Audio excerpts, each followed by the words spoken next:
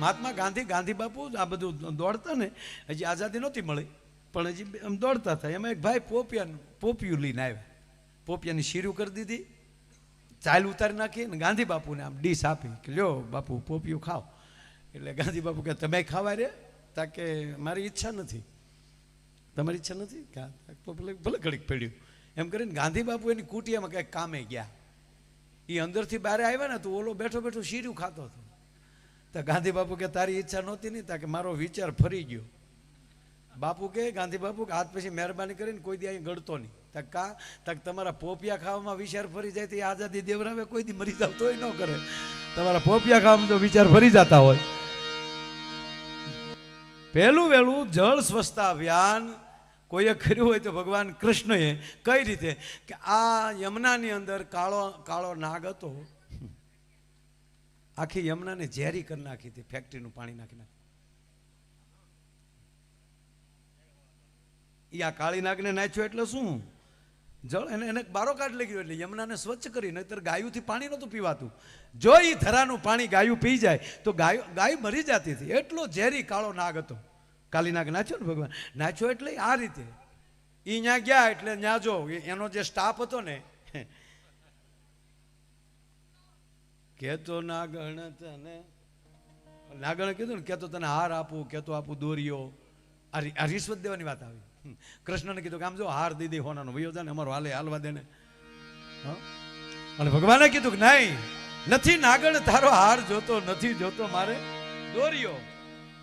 મથુરા નગરીમાં જુગઠું રમતા હું નાગનું શીશ હાર્યો. એટલે મને એવું લાગે કે પહેલું વહેલું જળ સ્વચ્છતા અભિયાન કર્યું હોય તો ભગવાન, આ ભગવાનને એટલે જ કહી છે આપણે. આ ભગવાન ક્યાંય એકલો કંસને મારી નાખ્યો ગોબો ઉપર લીધો એટલે ભગવાન થઈ ગયું નહીં. સાહેબ હાથમાં સુદર્શન ચક્ર લઈ લે અને બ્રહ્માંડનો ગોળો તોડી નાખવાની જેનામાં તાકાત, છતાં શિશુપાલની હોહો ગાળ્યું સહન કરવાની જેને શક્તિ હોય ને એને કૃષ્ણ કહેવાય. બે કોથળી પીર નીકળી જાય છે એટલે હોય નો હાલે સાહેબ. હા, ભગવાન રામને ભગવાન શું કામ કહે છે? એક સાથે 31 બાણ ચડાવવાની જેનામાં કોઈનામાં તાકાત હોય તો કેવલ ભગવાન રામ એકમાં. એક હારે 31 બાણ. સામે 10 માથાળો રાવણ હોય તો હલબલાવી નાખવાની જેનામાં તાકાત હોય. છતાં જેને અતિ ભૂલ કરી હોય એને ક્ષમા દેવાની તાકાત. રાવણ જેવી કોઈ ભૂલ કરે જ નહીં ને. ભગવાન રામના ઘરમાં હાથ રાખ્યો, છતાં એને હનુમાનજીને અંગદને મોકલ્યા કે હજી માની જાય તો હાથમાં હથિયાર નથી લેવા. જેને ક્ષમા દેવાની તાકાત હોય એ ભગવાન રામ અને કૃષ્ણની બાજુમાં જઈ શકે. અને આને ભગવાન એટલે જ કહેવાય કે પરાશક્તિ હોવા છતાં બીજાને ક્ષમા દેવાની જેનામાં તાકાત. પણ પછી આપણેથી કાંઈ ન થાય શું કે એ તો હવે પછી જોઈ લેશું. ઘણા નહોતા પેલા નાના હતા બાતા શું કે મારી ભેં વિયાવા દે. તારી ભેં તો નોય વિયાય તો હું અમારે બાધોને બંધ રાખવું? ના, એની વાતો ન રહે. જીવન જેના ઉજળા હોય, મારો કહેવાનો અર્થ એ છે કે બધું કરવાની તાકાત હોવા છતાં જેને ક્ષમા દેવાની, આ કથાઓ આ શીખવે છે આપણને. મોક્ષ એટલે શું? મોક્ષ એટલે કોઈ પ્રત્યે કોઈ પ્રકારનો દ્રોષ નહીં, કોઈ પ્રકારનો વિરોધ નહીં, અને સતત ને સતત જે કાર્ય માટે ભગવાને આપણને મોકલ્યા છે એ કાર્યને પકડી રાખવું. આ દિલીપભાઈ સાહેબ અહીંયા સુધી પહોંચ્યા, કેટલા આવરણો આવ્યા છે પણ એનો ટ્રેક ન છોડ્યો એને. અને જે પોતાના વિષયમાં રસાપસા રહીને ત્યારે અસ્તિત્વ પણ એને કામ કરતું હોય છે, ઈશ્વર પણ એને મદદ કરતા હોય છે. ભલા માણસ તો આપણે જેનો એક રંગાનું ઉજળા ભીતર નહીં દૂજી ભાત. મારો કહેવાનો અર્થ એ છે કે જે વિષય છે એ વિષય છોડે નહીં. ચંદુભાઈ બધું કાર્ય કરતા પણ એની અંદરના જે સેવાકી પ્રવૃત્તિ હતી એ એને કોઈ દી છોડી નહીં. અને એના છેલ્લા દિવસના આપણે સાક્ષી છીએ સાહેબ. અહીંયા પ્રોગ્રામ પૂરો થયો, અરે નાસ્તો કર્યા અને ગાડીમાં બેઠા. એ જ દિવસે આખો કાર્યક્રમ દીકરીઓના લગ્નનો પહેલું વહેલું જ્યારે એણે આખું દિલીપભાઈએ પણ જ્યારે કન્યાદાન દીધું પહેલી વાર દીકરીઓને દત્તક લીધી અને ત્યારે આખી અમરેલી જે હણગાર્યું, ગામ નક્કી નહોતું કરી શકતું કે આ દિલીપભાઈના સગા દીકરી છે, દત્તક લીધેલા છે, એ દીકરીના લગ્ન છે સાહેબ. આ જે માહોલ જે આખો ઊભો કરવો. ત્રીજી વાત કે ચંદુભાઈ જે બોલ્યા એ પરિવારે પાડ્યું છે. ચંદુભાઈ જે નિર્ણય લઈ લે કે આ કરવું છે તે આખા પરિવારે પાડ્યું છે. એ કાર્ય આખા બધા. અને પાછું મિત્ર સર્કલ. આમ જો આ બધું ભેગું થાય ને તો જ મેળ આવે. એક હાથે તાળી નથી પડતી. પણ મારે કહેવું એ છે કે જ્યારે તમારો વિચાર જ એવો હોવો જોઈએ કે વિચાર દરેકના હૃદયમાં બેસી જાય. એમ ચંદુભાઈના જે વિચારો હતા ને એ દરેકના હૃદયમાં બેસી જતા કે આ કાર્ય કરવું જ જોઈએ. નકર સકલ્યું ક્યાં ને કહેવા આવી હતી કે અમારે હાટું માળા લાવો એમ. સકલ્યું કહેવા આવતી હતી ત્યાં. પણ એને જે મગજમાં બેસી જાય કે આપણે આ કરવું જ જોઈએ. કેટલા માળા અહીંયા રાખે ઓલા પેટીઓ બનાવી બને. હું મારી ગાડી આખી ભરી દઈ કે કોકને દેતા જજો ને બધે આમ જો બધે પહોંચવું જોવે. આ જે અંદરનો જે વિચાર આવે એ મોટા મોટી વાત છે. બાકી તો એક જણો ઝાડવે સડી સડીને માળા બદલાવતો હતો, માળા ફેરવતો હતો. કાબીરનો માળો હતો અહીંયા કાગડાનો માળો મૂકે, કાગડાનો માળો હતો અહીંયા શકલાનો માળો મૂકે. કોકે કીધું ક્યાં હતા કે હું કથામાં ગયો હતો ન્યાલી વ્યાસપીઠ ઉપર કીધું માળા ફેરવજો.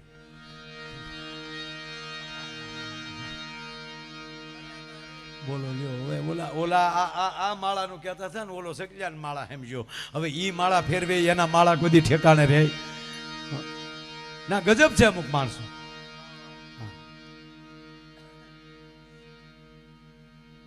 કોઈ પણ વસ્તુ જો તમે સાંભળો, આ કથા આપણે 7 દી સાંભળશું ને સાહેબ, એ 7 દીમાં 7 વાત તો એવી આવશે જ તે કે આપણા હૃદયમાં ઓટોમેટિક ફિટ થઈ જતી હોય. શું કામ? એ જ્યાં સુધી જીવનમાં ન લ્યો. અને ત્રીજી વાત, આ પૂંજ્ય દાદા બેઠા છે, તમે સાંભળજો. એ વ્યાસપીઠ બોલતા હોય ને, કેટલા સાંભળે ને દિલીપભાઈ એમને ખબર પડી જાય, એટલું ખેંચાય અમારી પાસે. અને કોઈ નો સાંભળતો હોય ને તમને અમારી વાત અમને પાછી પડે. કારણ કે કોઈક લે તો થાય ને. આપણે એમ ન કહેતા કે અડધી રાત પછી માયક જામ્યું. અમુક માયક ન જામ્યું, અડધા વૈયા ગયા હોય. જેને નહોતું સાંભળવું આવે ને આ બેઠા ભેગું જામે એનું કારણ છે કે અહીંયા આવ્યા હોય 100% સાંભળે છે. વાત આ છે. નહીં તો અમારું 12 વાગ્યા પછી 2 વાગ્યા પછી જામે. શું કામ? ઓલું બધું વયું જાય. પછી માઇકને એમ થાય કે હા હવે બહુ આપણે શું કે માઇક તપ્યું નહીં, ઓડિયન્સ તપ્યું. સાંભળવા વાળા એવા બેઠા છે. અને હકીકત કહું, કેટલા સાંભળે એ અમારા માટે મહત્વ નથી, કોણ સાંભળે છે એ અમારા માટે મહત્વનું હોય છે. એટલે આજે ભગવાન ભાગવતજીનું આવું રૂડું આયોજન છે. ત્યારે મારે ભગવાન કૃષ્ણને આનંદ કરવો છે. કારણ મનની પ્રશંસા, દિલની દાતારી, ગુમડાની રૂજ, ટાઢિયા તાવની ટાઈટ અને ગુમડાની રૂજ, આ બધા હેરડા અંદરથી ફૂટે. બાકી ઘણા ગલગલિયા કરો તો હોઈ જાય, દાંત નો કાઢે. બોલો મારા એક જણો વાળ કપાવા ગયો. વાળ કપાવા ઓલા વાળ કપાવી ને પછી ઘડીક માથું થાબડ્યું ને તો હુઈ ગયો. બોલો ખરેખર પૈસા નહોતા ખીચામાં. ત્યાં ગયા પછી ખબર પડી કે દાઢીના એટલા છે, વાળના એટલા છે, ખિસ્સામાં 5 રૂપિયા. હવે આને મરદાનગી જોઈને શું કર્યું ખબર? કે એ જે કાંઈક કરે એ તો વાણંદ નથી કરવાનું છે ને. એ ક્યાં માલ પાછો લઈ લેવાનો છે? ખોટમાં તે જ જવાનો. બેઠો એટલે દાઢી જ મૂળતી દાઢી જ કરાવી હતી. એ દાઢી કરાવવા બેઠો એટલે આમ ભાવ જોયો તો 40 રૂપિયા લખેલા. એ સમય 40 રૂપિયા દાઢીના, ખિસ્સામાં 5. પણ મનમાં નક્કી કરી લીધું ભાગું તો મારી ભોયમકા લાજે. પાછું ઓલાએ પૂછ્યું કે આ સ્પેશિયલ કરું કે સાદી? તા કે સાદીમાં સ્પેશિયલમાં શું? તા કે એ સ્પેશિયલના 65, સાદીના 40. ઓલો કે તો પછી સ્પેશિયલ જ જીકને. કારણ કે હાદીમાં જે થાય એ સ્પેશિયલમાં થવાનું છે. ખિસ્સામાં તો 5 જ રૂપિયા હતા. ઓલે ફર્સ્ટ ક્લાસ સ્પેશિયલ દાઢી કરી નાખી, આમ સરસ 2-3 ઓલાથી મોઢું ધોયું. અને પાછું હાવ બોણીનો ઘરાક, પહેલો જ ઘરાક. અને આને થયો, કારીગર નહીં થયું કે આવ્યો ઘરાક લ્યો રેડી, સ્પેશિયલનો ઘરાક આવ્યો. એ દાઢી કરીને પાછું પૂછ્યું કે સેજ વાળ સેટ કરી નાખું? બોલો કે જીક. એના કેટલા થાય? તા કે એના 40.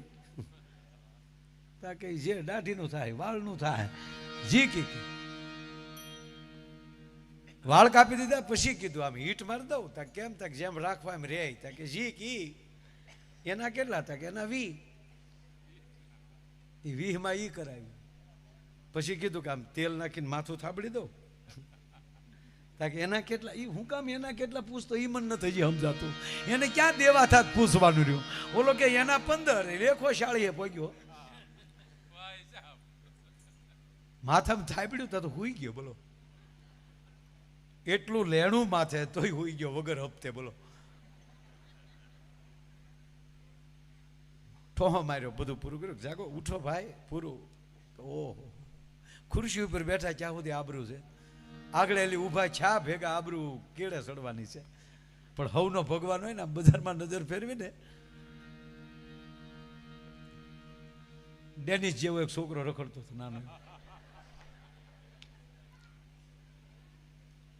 અવડા અવડા વાળ થઈ ગયેલા, નાકમાલી સફરજન ગોળે લેમ્પ થતા હતા. આ તમને લાગે ડેનિસ પેલા આવું જ હતો? હા,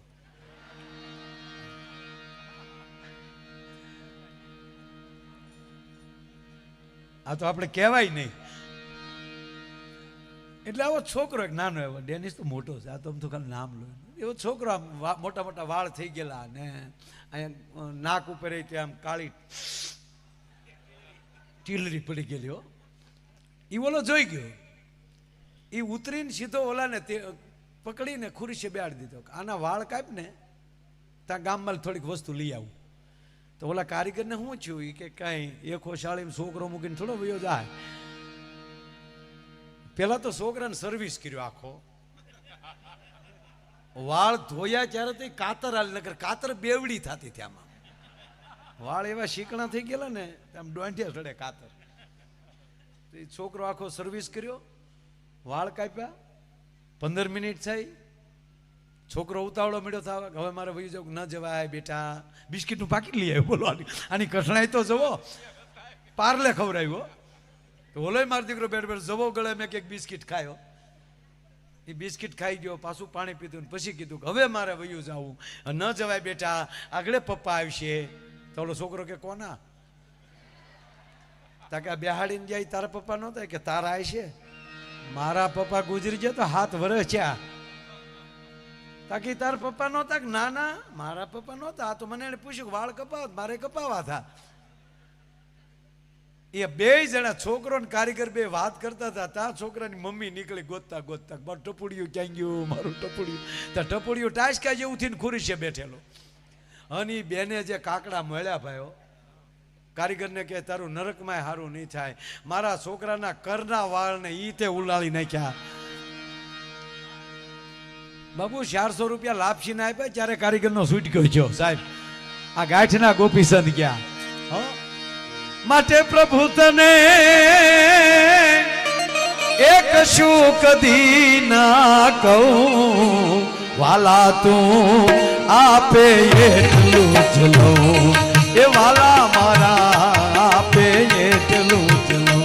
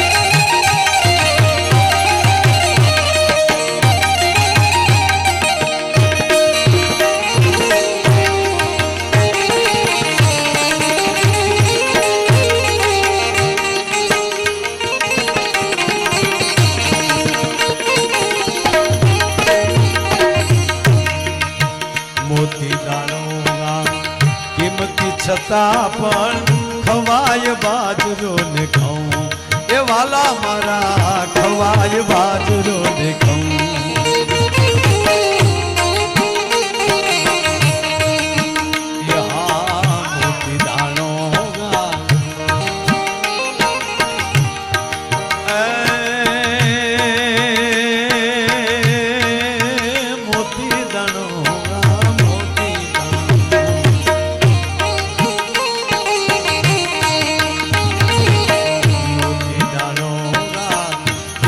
છતાં પણ ખવાય બાજરો ને ઘઉં એ વાલા મારા ખવાય બાજરો ને ઘઉં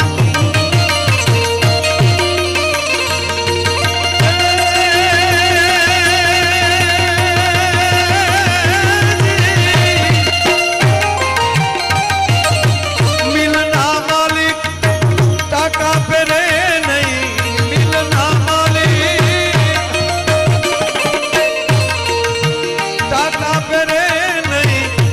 ગજ ફેરે છે હઉ વાલા તો આપે એટલું જ લઉં વાલા મારા આપે એટલું જ લઉં